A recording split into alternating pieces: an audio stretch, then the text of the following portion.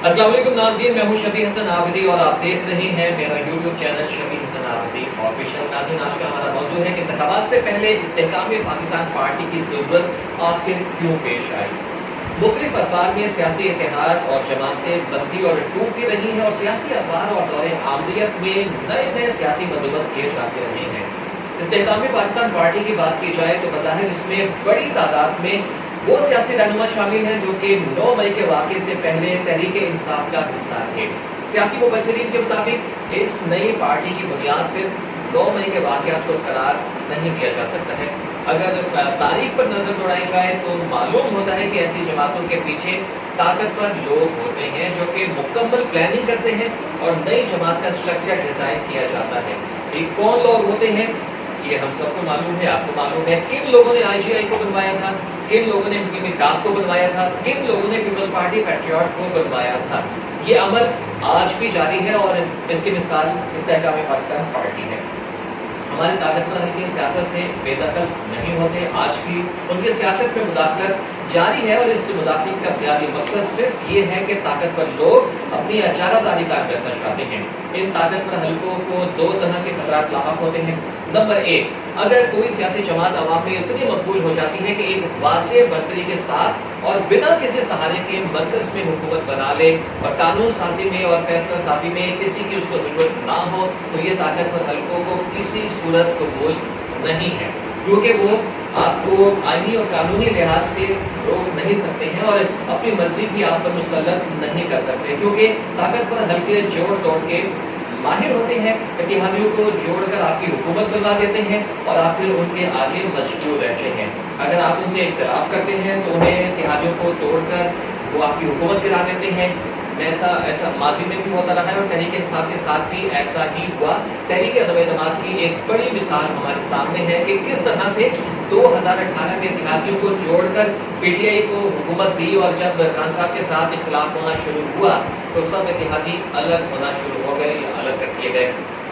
ये ताकतवर हल्के चंद सीटों की पार्टियों और चंद इलेक्टेबल्स को अपने साथ अपने हाथ में रखते हैं और दूसरी जानिब ताकतवर हल्कों के इशारों पर वफादारियां तब्दील करने वालों की भी अपनी ज़रूरतें और मजबूरियां होती हैं, उनके भी अपने मकासद होते हैं और उन्होंने अपने आप को महफूज करना और अपनी गलतियों पर पर्दा डालना होता है।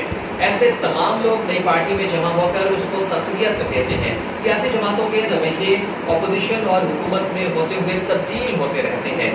जब वो अपोजिशन में होते हैं तो उनकी तरजीह हुकूमत हासिल करना होती है, जिसके हुसूल के लिए वो ताकतवर हल्कों को माई बाप समझते हैं और जब हुकूमत में आ जाती है तो फिर उनकी ख्वाहिश और कोशिश होती है कि आज़ादी से हुकूमती फैसले करें, जो कि ताकतवर हल्कों को बिल्कुल भी पसंद नहीं है।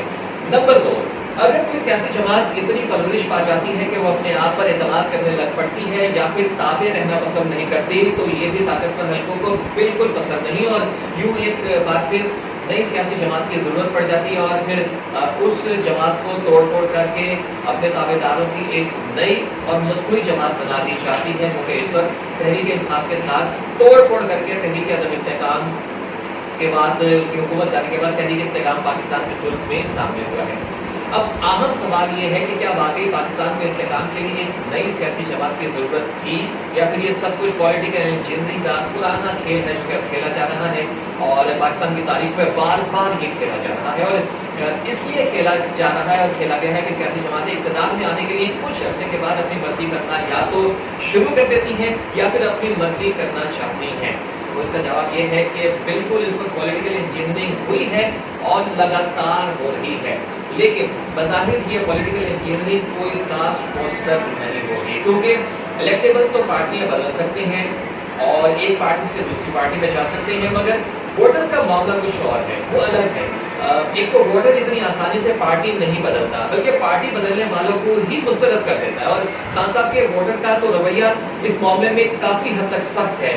इसकी बड़ी और वाज़ेह मिसाल हमने पंजाब के 20 हल्कों में होने वाले ज़िमनी इंतखाबात में देख ली थी, जो कि किस तरह से PTI के वोटर्स ने खान साहब से वफादारियां तब्दील करने वालों को मुस्तरद कर दिया था। तो इसलिए कुछ भी कहना कब इस वक्त होगा। पाकिस्तान के सियासी हल्कों की सोच हमेशा से ये रही है कि ताकतवर हल्कों को की सपोर्ट के बगैर जो है वो कोई भी सियासी जमात और खास तौर पर नई सियासी जमात इक़्तिदार की राहदारियों तक रसाई हासिल नहीं कर सकती।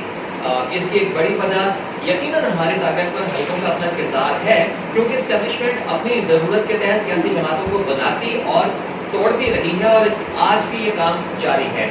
तहरीक इंसाफ के तमाम लोगों को तोड़ा गया और एक नई जमात इस्तेहकाम पाकिस्तान में जोड़ दिया गया। ताकतवर हलकों को सियासी जोड़ तोड़ का रास्ता सियासतदानों ने ही दिखाया है, क्योंकि इनको भी इक़्तिदार का नशा होता है, इक़्तिदार में रहना होता है। वो भी किसी ऐसी जमात में ही शामिल हो जाते हैं या होना चाहते हैं जिसके ऊपर एस्टेब्लिशमेंट का साया हो, लेकिन ऐसी जमातों का कोई भी नजरिया नहीं होता है। इस मुल्क की खुशकिस्मती ये है कि यहाँ पर जिस तरह से 3 पार्टियां बनाई जाती हैं, वैसे ही वो टूट भी जाती हैं। आमरीत के दौर में या आमिलों के हाथों बंधने वाली सियासी जमातें आगे नहीं चल पाती हैं और अवाम में मकबूलियत हासिल नहीं कर पाती हैं और अवाम उन्हें मुस्तरद करती रहती हैं और वो अपनी मौत आम मर जाती हैं, किस्से कारीना बन जाती हैं। जितनी भी सियासी जमातें आमलाना दौर में बनी हैं या आमिरों ने बनाई हैं या ताकतवर हलकों ने बनाई हैं, कोई भी इस वक्त अपने कदमों पर नहीं खड़ी। इसलिए तहरीक इस्तेहकाम पाकिस्तान का भी कोई मुस्तकिल नजर नहीं आ रहा है। नाज़रीन, वीडियो पसंद है तो वीडियो को लाइक कीजिएगा, चैनल को सब्सक्राइब कीजिएगा, आगे शेयर जरूर कीजिएगा। अल्लाह।